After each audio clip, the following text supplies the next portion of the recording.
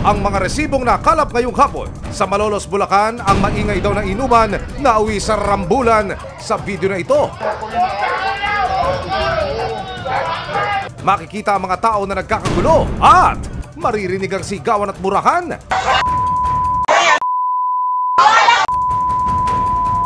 Isang babaeng nakabulagta sa sagi ang aakalaing tutulungan ng isang lalaki, pero imbes na ibangon, muli niya itong ibinagsak sa semento. Aray ko po!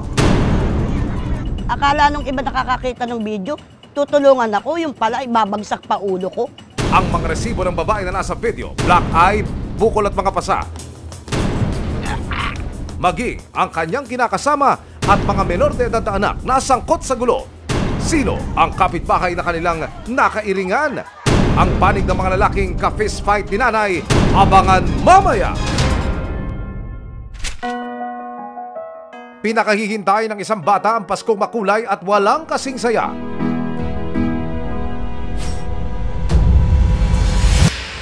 Hindi niya akalain, mauwi pala ito sa pagdurusa. Isa kasi sa mga kamag-anak ng kanyang tiyakin ang pinagtangkaan daw siyang gakasain. Pagmulat daw ng mata niya, kita niya daw po yung tao. Hindi ngayon, itinulak niya daw. Tapos nag-iiyak daw yung anak ko. Ang suspect, kinilalang si Lupin. Naku, palos rin kaya siya? Kaya sigaw ng pamilya ng biktima, hulihin si Lupin! Ang problema na walang parang bula ang suspect. Pero makalipas ang ilang buwan, natundon ng mga otoridad ang pinagtataguan ni Lupin. Nag-ugat ito nung makatanggap kami ng tip na itong si Lupin ay may kinakaharap na kaso. So nung binerify namin yung records nito, dito na namin nalaman na kabilang pala to sa top 10 most wanted person. At nanghuhulihin na, madulas pa rin? Nako, makakatakas pa yata! Uy, mga bata rito!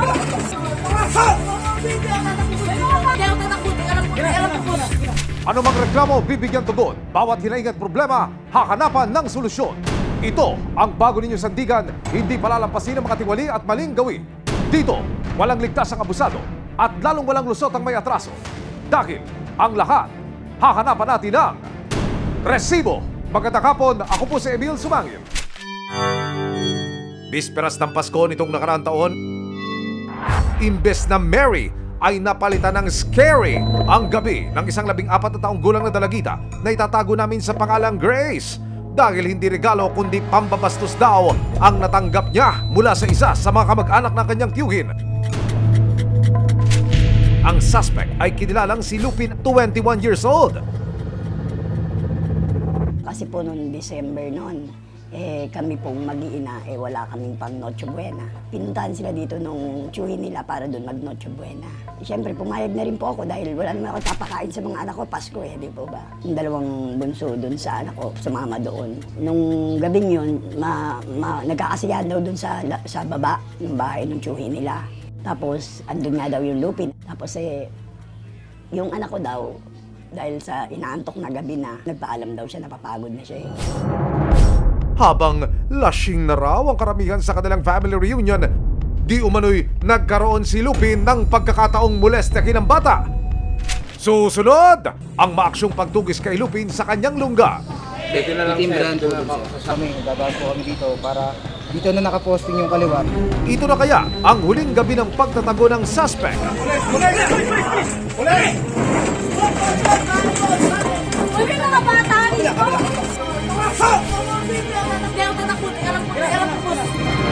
Abangan mamaya sa Malolos, Bulacan, ang maingay daw na inuman na uwi sa rambulan. Sa video na ito, isang babaeng nakabulagta sa sagi ang aakalaing tutulungan ng isang lalaki, pero imbes na ibangon, muli niya itong ibinagsak sa semento. Aray ko po! Akala nung iba nakakakita ng video, tutulungan ako, yung pala ibabagsak pa ulo ko. May ebidensya, resibo, walang lusot ang may atraso. May ebidensya, resibo, walang lusot ang may atraso. Bisperas ng Pasko noong nakaraang taon, ang pinakamasayang araw sana para sa batang si Grace. Pero, napalitan ito ng takot. Isa kasi sa mga kamag-anak ng kanyang tiyuhin ang pinagtangkaan daw siyang gakasain. Gising na lang daw siya. Mabigat, may nakadagan sa kanya. Pagmulat daw ng mata niya, nakita niya daw po yung tao. Tapos sinahalik-halikan daw siya dito. Di talaga nagpipiglas daw siya. Di ginawa daw niya. Nung naitulak niya, napunta daw doon sa pinto. Tapos nag-iiyak daw yung anak ko. Ginawa daw nung tao, bumaba na daw nung ganon na nangangal-ngal na yung anak ko. Hindi ko alam na may masama na palang nangyari sa anak ko. Ganon pa. Hindi niyo pa pinaalam. Kaya pala nung time na yun, hindi na sa akin bumibitaw yung anak ko. Natatakot na siya. Tutulog katabi ko na lagi. Hindi na umaalis sa akin. Nagkaroon na pala ng trauma. Hanggang nagalit ako. Sabi ko, ididimanda ko yan. Agad sinampakan ang kasong paglabag sa Republic Act 7610 o Special Protection of Children Against Abuse, Exploitation, and Discrimination Act si Lupin. Pero agad siyang nakapagtago. Gusto ko po talaga mahuli na kasi natatakot yung anak ko eh. At nitong taon lang, ibinaba ng korte ang warrant of arrest laban kay Lupin na nakaharap sa kasong paglabag sa Child Abuse Law. Kasama ang resibo, umaksyon ng Philippine National Police, Criminal Investigation and Detection Group, Detective and Special Operations Unit o CIDG, DSOU. Nang malaman ng mga otoridad ang kinaroroonan ng suspect, agad itong pinuntahan ng mga operatiba ng CIDG, DSOU. Katuwang ng CIDG DSOU ang mga kawani ng barangay ng Banaba sa San Mateo Rizal sa pagpaplano para masigurong walang takas si Lupin. Hindi na sila nag-aksaya pa ng oras. Agad nilang binaybay ang madilim na eskinita hanggang sa eyes on the target.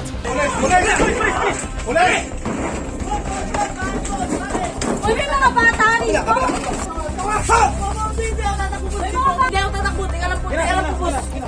Nabulabog ang tahimik na gabi ni Lupin. Siyempre, hindi po, family reunion po namin. Kapatulong po sila sa akin na ayusin daw po yung gamit. Kasi nga, maggagamit na daw po sila kasi malasing na eh. Nagkatulog po kasi dun eh. Dahil po nahuli yung tsuwi na nagkakaso sa akin. Tsaka po yung babae niya. Ngayon po, para po hindi sila maanuhan dun sa pamilya namin, sa akin po binali yung base na tinatangkaan ko dito ng yung batang babae. Pero hindi naman po. Papangkain ko daw po nga sa akin. Pero wala na siyang kawala sa batas. Ikaw ay may karapatang manahimik at magsawalang kibo. Lahat ng iyong sasabihin ay maaaring gamitin o pabor o laban sa iyo sa anumang hukuman sa Pilipinas. May karapatan kang kumuha ng iyong abogado na iyong napili. Naintindihan mo ba ang iyong mga karapatan? Okay. Makasali na sa... Timbog ang suspect na si Lupin matapos ang halos 7 buwang pagtatago. Natapos ang kanyang maliligayang araw. Nakausap ng resibo si Lupin. Mariin niyang itinanggi ang paratang laban sa kanya.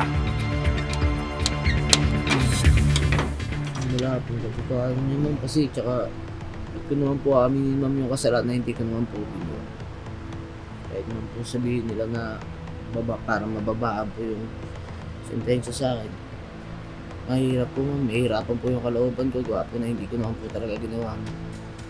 Yun na po masasabi ko naman sa kanila. Ano daw po kasi, tangka ako agad kung sa yung anak po nila na wala naman pong katotohanan. Hindi naman po talaga. Kasi doon po yung tiyuhin niya. Wala po eh. Yun na po yun. Naran po siguro yun. Alam mo, yung informasyon na binibigay ng community sa atin at siyempre sa tuling na rin ng media, napakahalaga, no? Kasi namulat or nakita nila na seryoso yung PNP, yung CIDG upang labanan, puksain yung mga gumagawa ng krimen. So dapat naman na pagdusahan nila yung nagawa nilang krimen. Sa wakas, nagbunga ang paghihintay ng pamilya ni Grace na mapanagot ang suspect. Masaya po ako. At gusto ko po talagang mabigyan ng katarungan yung anak ko. Kahit na ako wala kaming kakaya, wala kaming pera. Talagang alam ko naman tutulungan ako ng gobyerno para maparusahan siya. Hindi ko po iatras yan. Tutuloy ko po kasi baka may iba pa siyang magawan eh.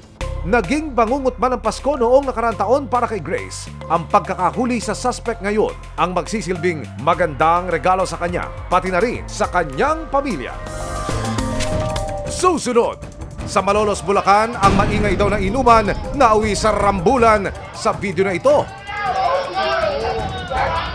makikita ang mga tao na nagkakagulo at maririnig ang sigawan at murahan.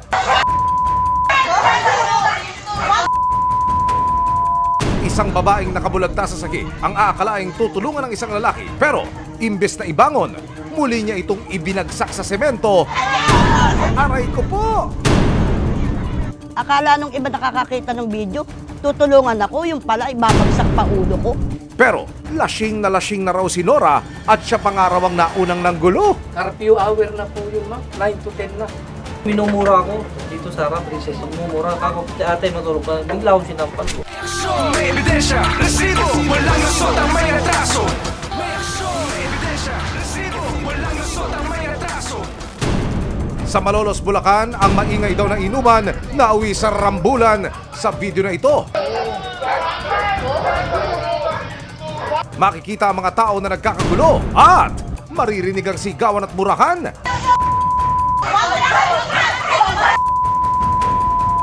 Isang babaeng nakabulagta sa sagi ang aakalaing tutulungan ng isang lalaki pero imbes na ibangon, muli niya itong ibinagsak sa semento. Aray ko po! Ang mga resibo ng babae na nasa video, black eye, bukol at mga pasa. Maging ang kanyang kinakasama at mga menor de edad na anak nasangkot sa gulo. Sino ang kapitbahay na kanilang nakairingan? Nakarating sa resibo ang reklamo ng anak ng babaeng biktima sa video na si Nora Cleofe, 46 na taong gulang. Sinugo daw sila at ginawang punching bag ng kapitbahay sa gitna ng kanilang kasiyakan sa loob ng bahay. Nakuna ng video ang sumunod na mga tagpo. Makikita si Nora na nakahandusay sa sahig habang may umaawat sa kanyang anak na babae sa gilid. Maya-maya pa, aakalaing tutulungan ng isang lalaki si Nora pero ilang saglit pa, binagsak niya pabalik sa sementadong daan si Nora. Wild! Ano ho ba nangyari nung gabi na yon? Umiinom po kami kami mag-asawa po kasi may bisita po kami. Kumpare ko po yun. Ngayon po, nung medyo umuwi na po yung kumpare ko. Di kami na lang po mag-asawa umiinom. Maya-maya po may sumugod po sa amin. Minura po yung anak ko. Di ginawa ko po, napagmurahan po ako. Maya-maya po, hinila po yung anak ko. Pag hinila po sa anak ko, di yung tumulong po ako, tinulak po ako. Naging malinaw sa inyo, Aling Cleope, kung bakit to unang sinita yung anak ninyo? Ayun nga po nakakapagtaka. Baka po iniisip nila na bisita ko lang din yung dumating. Hindi po siguro inaano nilang anak ko. Lalapitan ako ng anak ko, ayaw po nilang palapitin. Ang ginawa po sa anak ko, sinakal na pa ganyan, nakaangat na po yung paa. Hindi pa po na siya, sinuntok yung anak ko. Tapos nagwawala pa rin po yung anak ko, nagwawala pa rin po, nagmumura. Gusto pong malapitan ako eh. Gusto pong malapitan ako hanggang sa minura na po sila. Yung karapatan nila para gano'n ng anak ko. Siyempre, nabuhal na po ako, nagalit na po ako. Talagang hanggang sa pasugod na po ako sa kanila, halos wala na pong makapigil sa akin. Una po, sinuntok po ako. Minaliwala ko po. Aliwala po. Tapos inuntog po ako sa pader. Dito po. Hindi, may bukol po ako. Sige, baliwala pa rin. Nung time po na talagang pangalo suntok sa akin, bumulagta na po ako doon.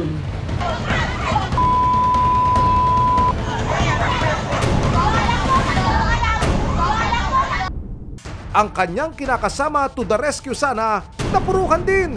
Ito po yung ribs ko po. Ito, parang hinihirapan pa akong huminga. Tapos ito po. Dito. Pag konektado po, pagka oras na huminga ako ng masakit po. Kinubli ko na yung aking katawan para hindi na siya dahil wala na pong malay. Ngayon, ako po, sa akin nabuntunin ng nila. Sabi dyan mga bata yata na lagi dyan, sabi, Diyos por Diyos ikaw inano sa'yo. Hindi ko nga alam kung buhay pa rin ang asawa ko nung nagising ako, hinahanap ko sana lang ako nung Marangitanod. Ang 16 na taong gulang na anak ni Nora na nasa video ay nagpupumilit na malapitan ng ina. May natamuring ilang sugat at pasa mula sa insidente. Yung umaawat lang po ako nagulat na lang po ako, bigla po ako sinapak ng lalaki. Tapos sabay po sakal sa akin. Galit na galit po ako, gusto ko kung ano yung lalaki, wala lang po talaga akong laban. Inaawat po kasi ko nung asawa. Naawat po akong lumapit dun sa asawa niyang umaano sa nanay ko. Gawa ko na lang pong umiyak nun. Lumabas po yung anak ko yata niyang babae. Hinablot po ako sa bunot po. Nablot po ako, hanggang sa napatukan po ako. Naano ko din po siya, kaya po nalabanan ko na. May mga pasanga po ako. Ito po yung bakas ng sakal. Ito po. Hanggang dito po yung maga. Isang pader lang ang namamagitan sa bahay ng dalawang panig. Kaya naman habang kapanayam namin ang asawa at anak ni Nora, dahil nagkakarinigan at bago pa magkainitan ulit, itinigil muna namin ang interview kay Nora.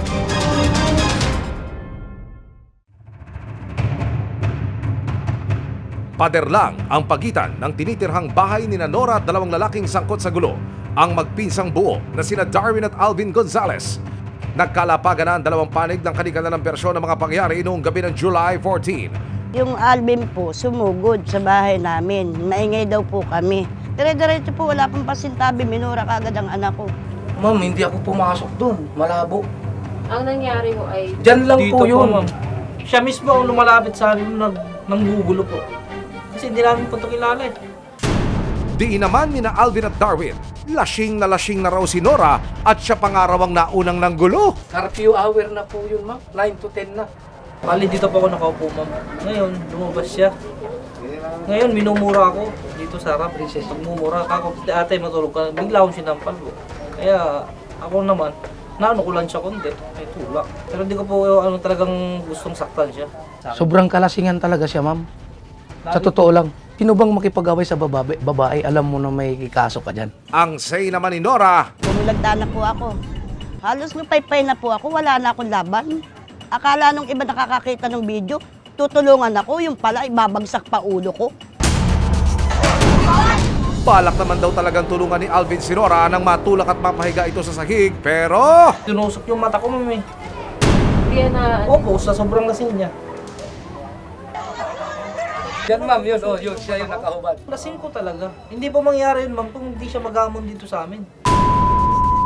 Mula rito, nakisali na raw ang mga miyembro ng kani-kanilang pamilya kaya naging full-blown rumble na.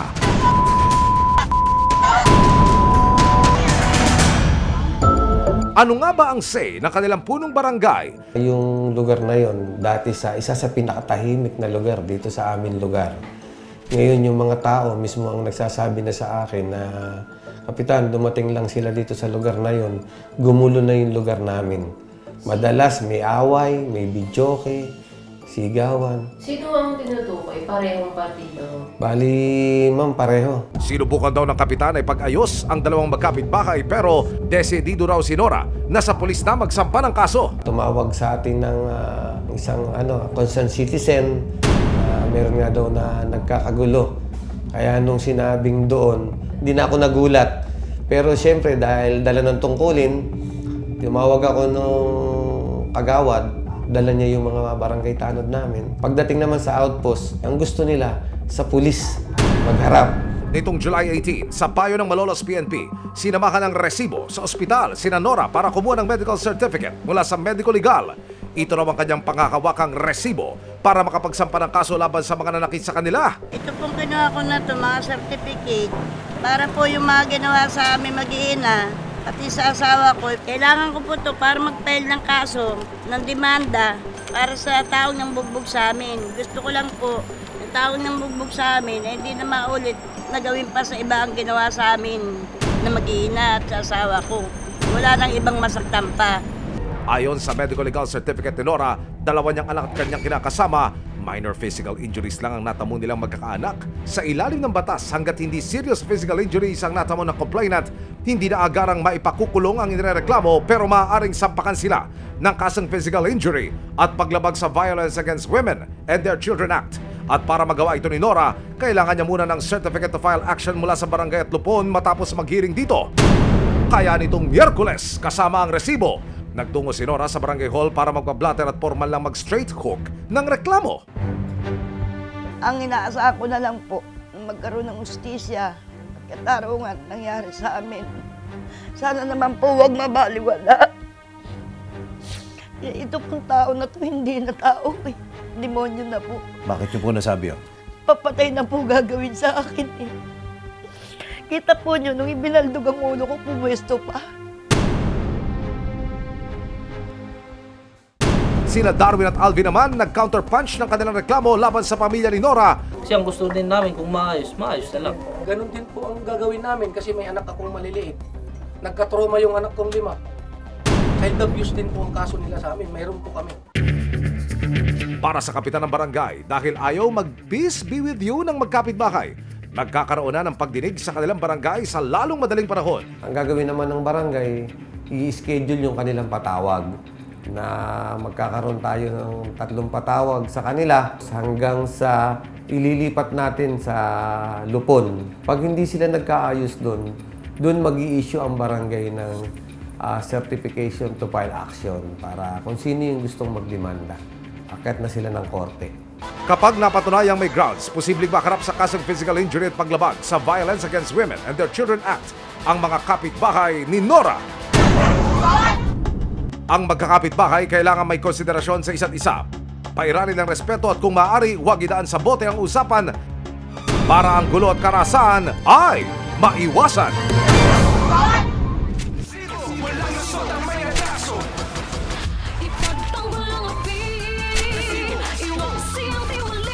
Sama-sama nating ituwid ang tiwali at baluktot. Itakwil ang maling gawi at modus na bulok. Dito, walang ligtas ang abusado at lalong walang lusot ang may atraso. Dahil ang lahat hakanapan ng resibo. Hanggang sa muli, ako po si Emil Sumangil. Magandang hapon. May aksyon, may ebidensya, resibo, walang lusot ang may atraso.